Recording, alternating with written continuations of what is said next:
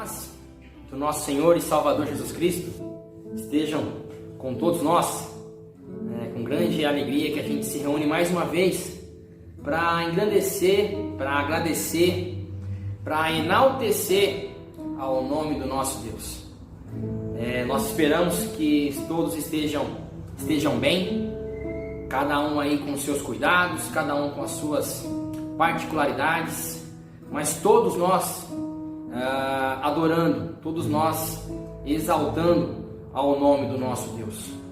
E não é um Deus qualquer que a gente adora, é um Deus que Ele é Deus sobre tudo e sobre todos. A gente adora um Deus que Ele é vivo, que Ele é poderoso, que Ele é grandioso. E nós vamos começar o nosso momento de louvor hoje cantando sobre esse rei, cantando sobre esse reino, que diante desse rei todos se prostram, que diante desse rei toda língua fala, toda língua aclama, toda língua confessa que Jesus Cristo é o Senhor de tudo, inclusive das nossas vidas. Então vamos adorar, vamos engrandecer o nome desse Deus tão maravilhoso, tão poderoso para a gente. Amém.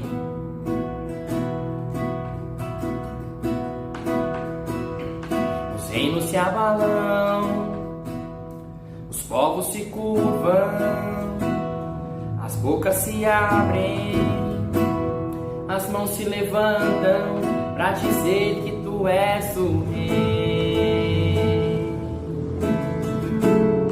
para dizer que tu és o Senhor. Os reinos se abalam, os povos se curvam, as bocas se abrem, as mãos se levantam para dizer que tu és o rei, para dizer que tu és o Senhor, para dizer que tu és o rei, para dizer que tu és o Senhor. Teu reino é sempre eterno, firmado em misericórdia, justiça e igualdade, bondade e fidelidade. A tua igreja te adora, a tua igreja te adora. Teu reino é sempre eterno, firmado em misericórdia, justiça e igualdade, bondade e fidelidade. A tua igreja te adora, a tua igreja te adora. Os reinos se abalam, os povos se curvam, bocas se abrem, as mãos se levantam para dizer que tu és o rei, para dizer que tu és o Senhor. Os reinos se abalam, os povos se curvam, as bocas se abrem, as mãos se levantam para dizer que tu és o rei, para dizer que tu és o Senhor, para dizer que tu és o rei, para dizer que tu és o Senhor, para dizer que tu és um rei.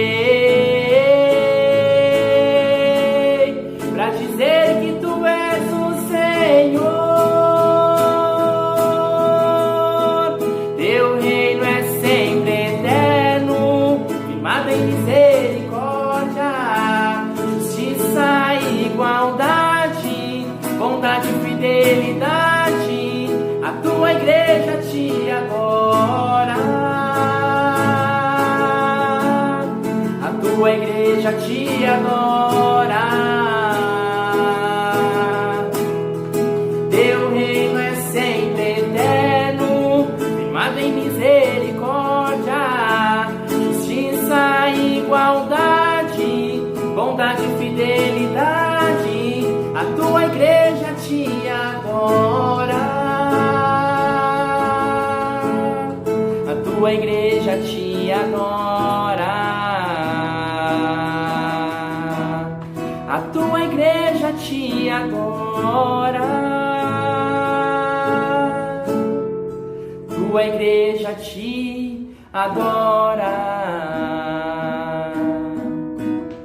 Que a gente esteja assim, irmãos. Que a gente esteja adorando ao Rei. Que a gente continue louvando ao nosso Deus. As coisas acontecem. As dificuldades estão aí. O mundo está todo buscando soluções.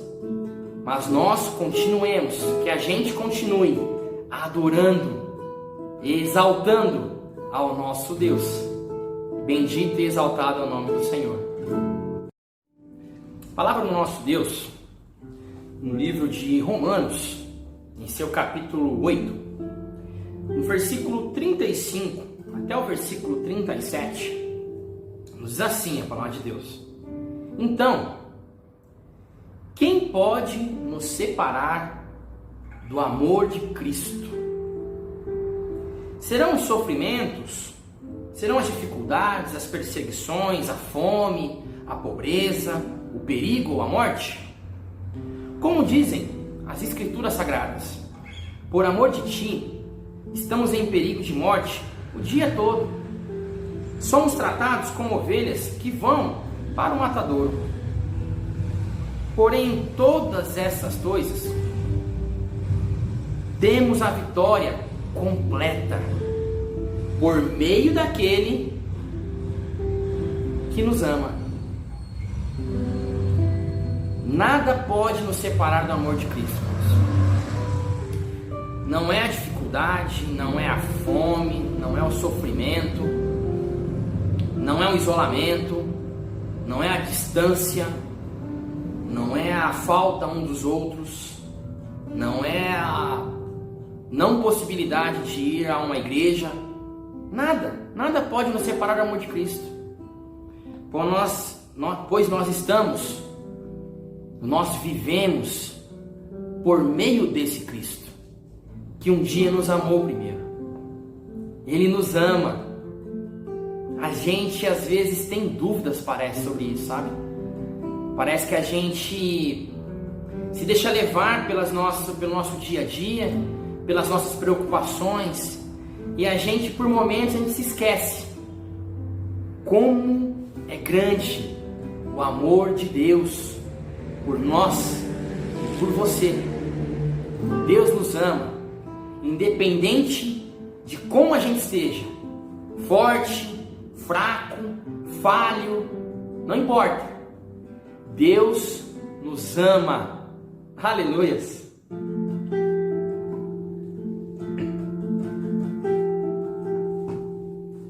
Mesmo sendo assim, pobre pecador, Deus me ama.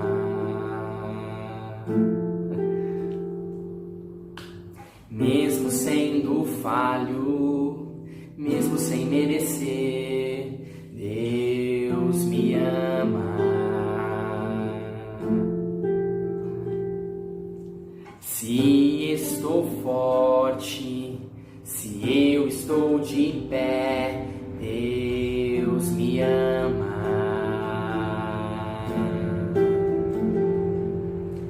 Se estou fraco, se eu estou caído, Ele não deixa de me amar. Sem o seu amor, sem o seu perdão, o que seria de mim?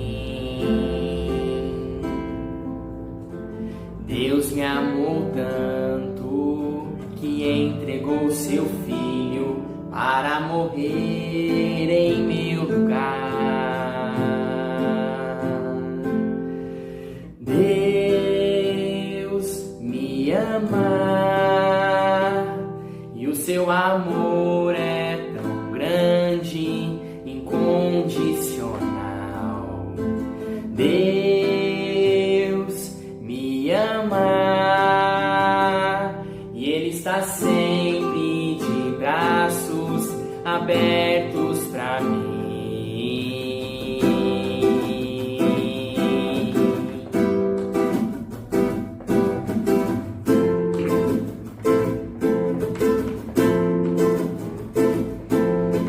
Mesmo sendo assim, pobre pecador, Deus me ama.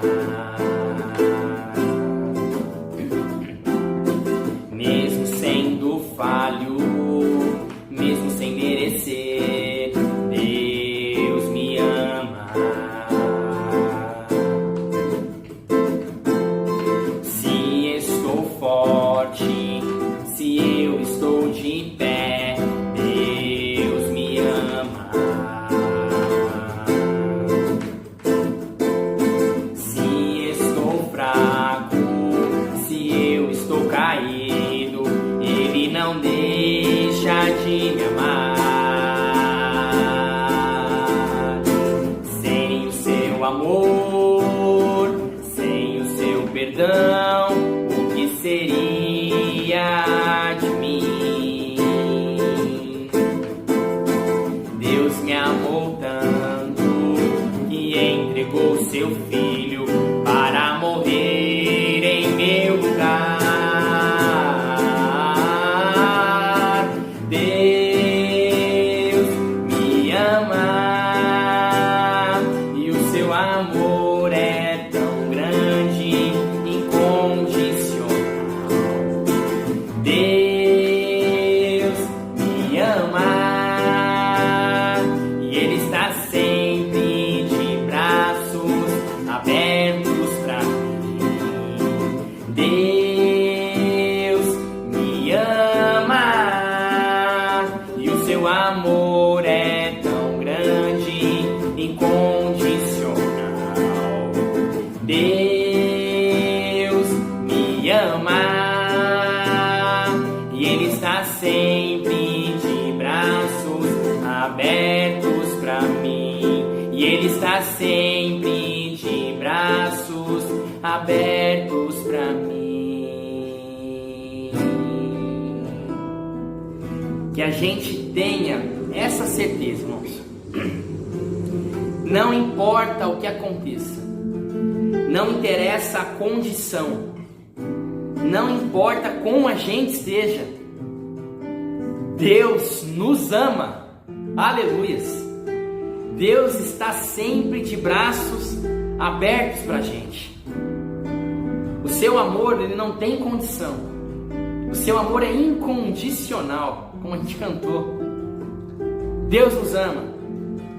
E que a gente acredite nisso, que a gente creia nisso, porque isso é um fato, isso é uma verdade. Deus nos ama e Ele está sempre, sempre de braços abertos para a gente.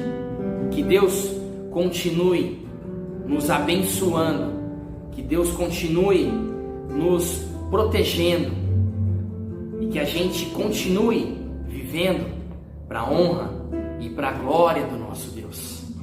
Que Deus nos abençoe. Amém. Olá, meu irmão, minha irmã, você que assiste esse culto, quero desejar a você a graça e a paz do Senhor. E aqui poder compartilhar com você mais um texto da Palavra de Deus, nesse momento que nós temos separado para cultuar em família. Você tem separado aí para louvar a Deus, para orar e também para refletir na palavra. O texto que eu quero compartilhar está no livro de Apocalipse, capítulo 2, a partir do versículo 8. O cenário que acontece aqui, Jesus aparece a João, que está isolado numa ilha, preso por conta de Jesus.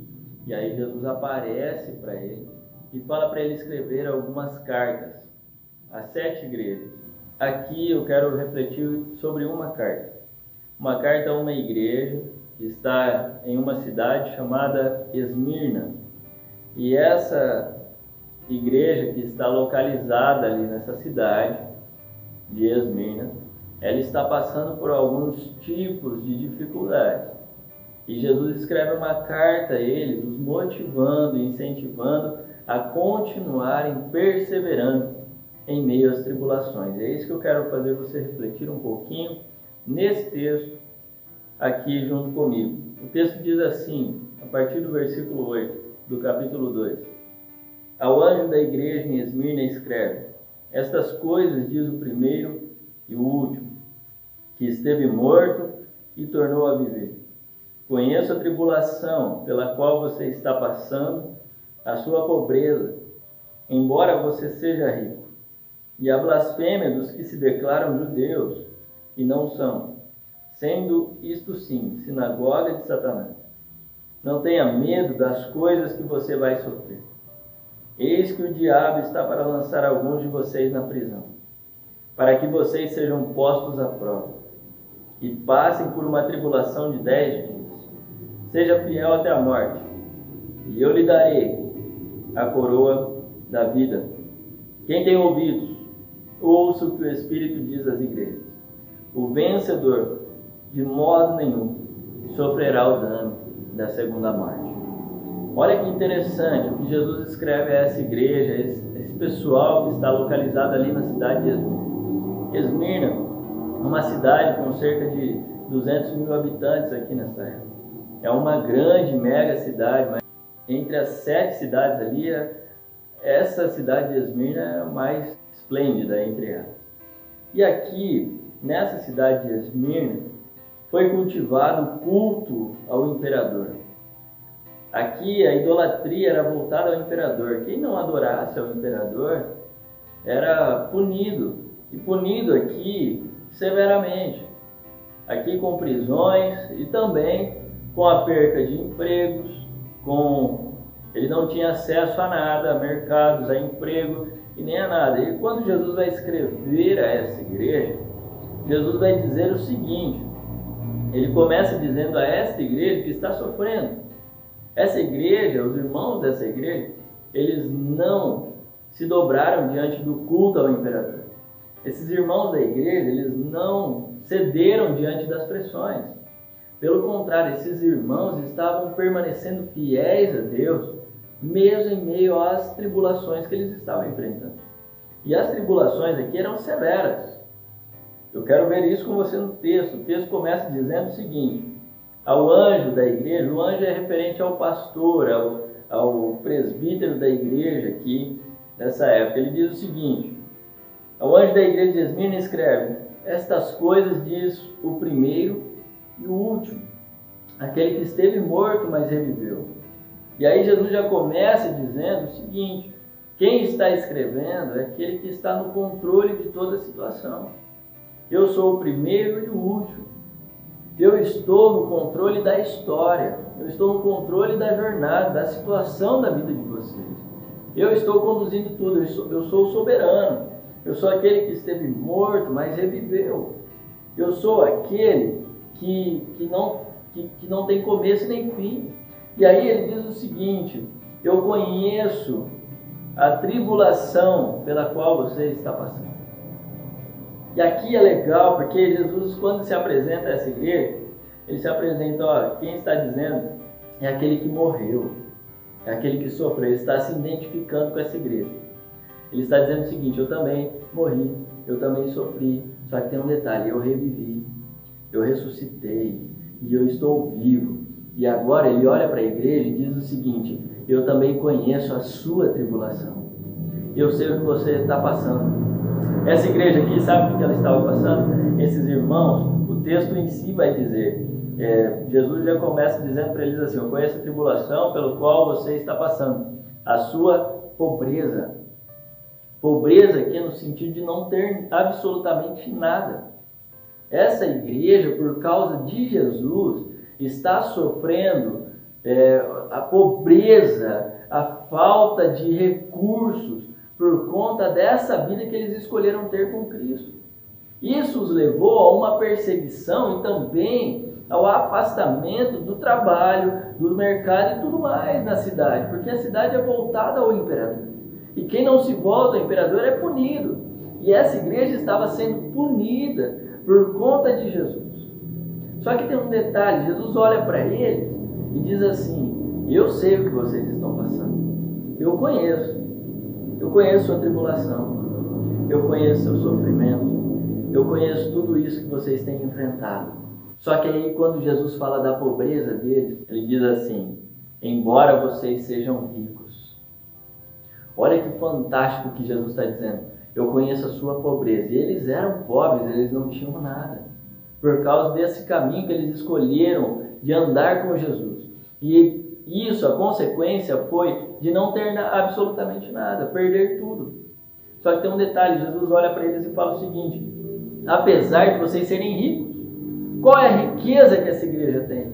Essa igreja está passando pela pobreza, mas ela é rica espiritualmente, com os valores do reino de Deus, com o Senhor na vida deles, eles são ricos. Por quê? Porque eles decidiram abrir mão de tudo por causa de Jesus. Eles decidiram permanecer fiéis em meio às tribulações da vida por conta de Cristo. E não importava o cenário ou a situação que eles estivessem enfrentando. O que importava para eles é a questão de andar com Jesus, de ser fiel a Jesus e de caminhar com Ele. E aí Jesus se apresenta a eles e diz, apesar de vocês serem ricos, eu sei da pobreza, mas para mim vocês são ricos. Ao contrário da igreja de Laodiceia, que quando Jesus vai olhar para eles, Jesus fala assim, vocês são ricos, vocês têm tudo, vocês não precisam de nada. Mas para mim vocês são pobres. Vocês, espiritualmente, vocês são pobres, cegos e nus. Olha só que interessante, essa igreja aqui é o oposto. Ela é pobre. Mas aqui a ideia não é a pobreza que é sinônimo de riqueza espiritual. Aqui o detalhe é que mesmo em meio à pobreza, esses irmãos permaneciam fiéis a Deus. E a questão aqui é a fidelidade a Deus. É o compromisso com Deus. A questão aqui é de caminhar com Ele em meio a qualquer circunstância, tendo muito ou tendo pouco. É aí que nós encontramos a verdadeira riqueza. Qual riqueza? De andar com Cristo independente das circunstâncias. De caminharmos com Jesus independente das situações. E aí a gente caminha e permanece fiel a Ele, independente daquilo que aconteça. Jesus diz para essa igreja o seguinte, para mim vocês são ricos. E ele vai falar um pouquinho sobre os judeus aqui. Alguns judeus dessa época, que tinha nessa cidade judeus também. Só que a sua religião era reconhecida por Roma. Então eles não sofriam algum tipo de perseguição, como essa igreja de Jesus sofreu. E pelo contrário, esses judeus se voltavam contra a igreja de Jesus, criticando e blasfemando contra esses irmãos. E aqui Jesus vai dizer sobre eles também. E a blasfêmia dos que se declaram judeus não são. Pelo contrário, são sinagogas de Satanás. E aí Jesus continua dizendo, não tenha medo das coisas que você vai sofrer. Olha só, essa igreja já está sofrendo. Essa igreja está passando por necessidades básicas e sofrendo perseguição do governo por conta da fé que eles têm. E aí Jesus olha para eles e fala assim, não tenham medo das coisas que você vai ainda sofrer. Eis que o diabo está para lançar alguns de vocês na prisão, para que vocês sejam postos à prova e passem por uma tribulação de 10 dias. Olha o que Jesus diz para eles. Olha só, pessoal, fiquem firmes, não tenham medo daquilo que vocês ainda vão sofrer. Vocês já estão sofrendo. Eu sei da pobreza, eu sei da tribulação que vocês estão passando, mas vocês ainda vão sofrer um pouco mais. E dizendo aqui a esta igreja mesmo, para ela, literalmente para essa igreja, vocês vão sofrer um pouquinho mais, o diabo vai colocar alguns de vocês na prisão, vocês vão ser presos e colocados à prova. Só que tem um detalhe, vocês passarão por uma tribulação de 10 dias. Essa ideia de 10 dias aqui é um período curto de tempo, que essa tribulação ela tem fim, ela tem um começo e ela também tem um fim. Jesus está olhando para eles dizendo o seguinte, vocês vão passar por uma tribulação que ela tem um começo, mas é por pouco tempo. Ela vai acabar, ela vai cessar. Só que tem um detalhe em meio a tudo isso. Jesus olha para essa igreja e diz assim, seja fiel até a morte, e eu darei a você a coroa da vida. Esses irmãos que moravam na cidade de Esmirna. Esmirna era uma cidade que competia nos Jogos Olímpicos.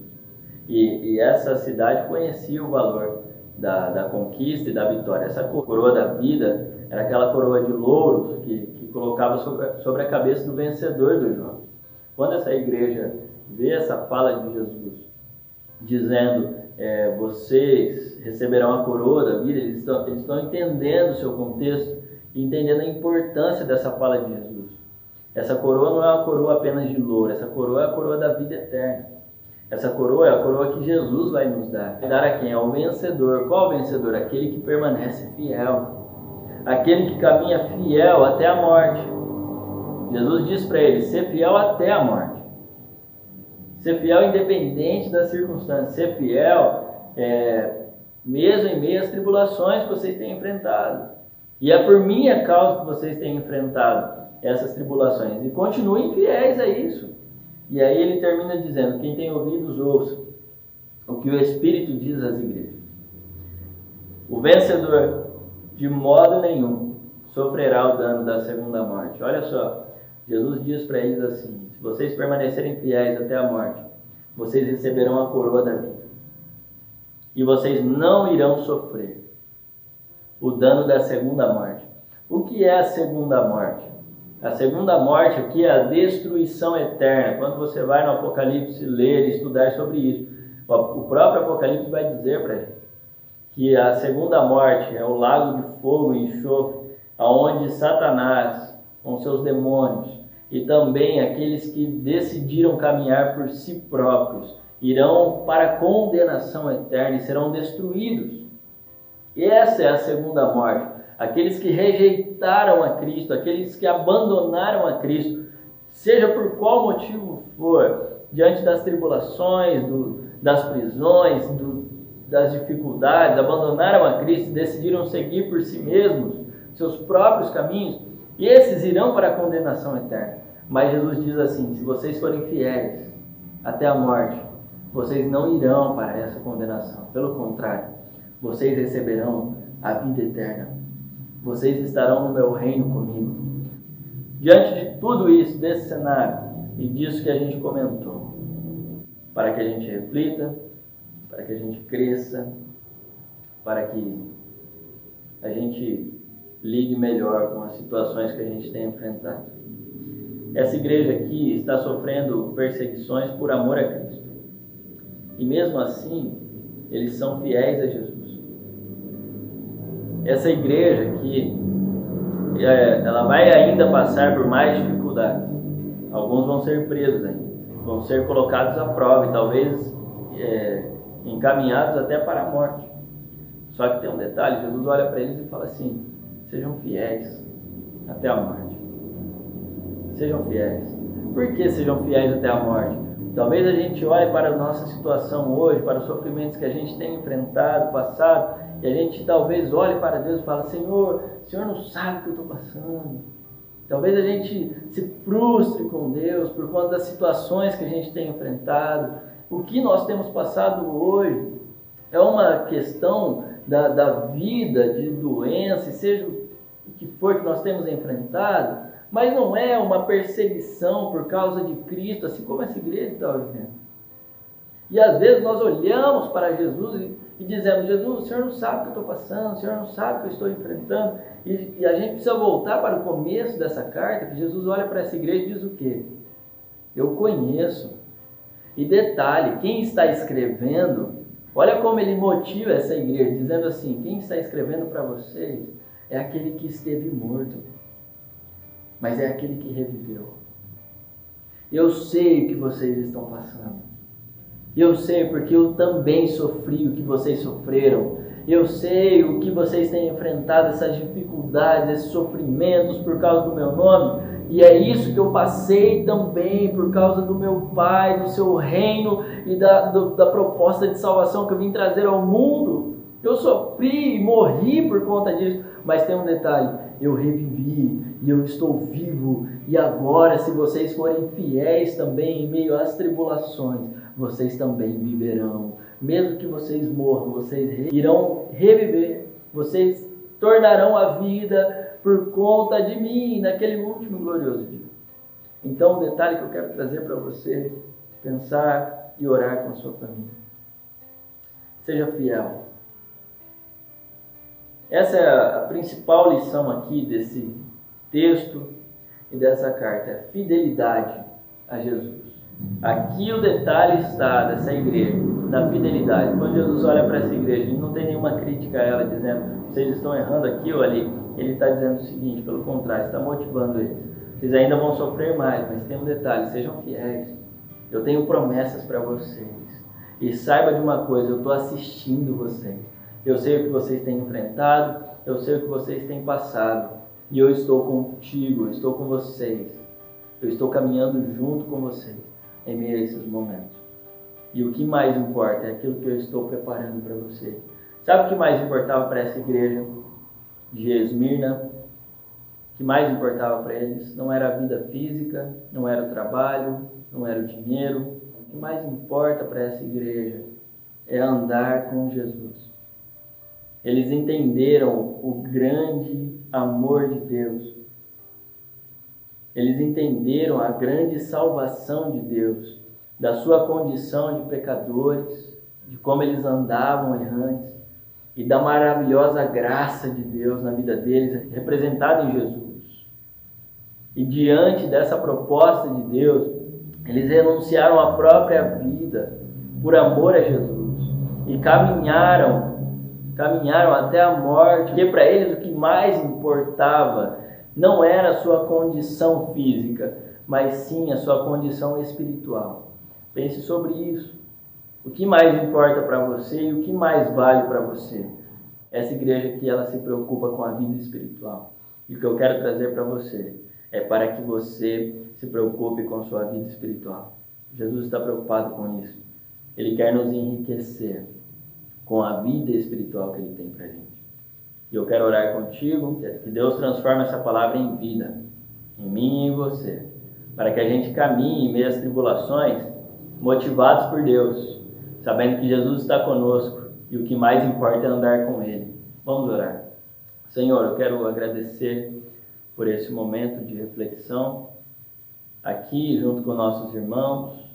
Cada um tem assistido a esse culto e refletido nessa palavra.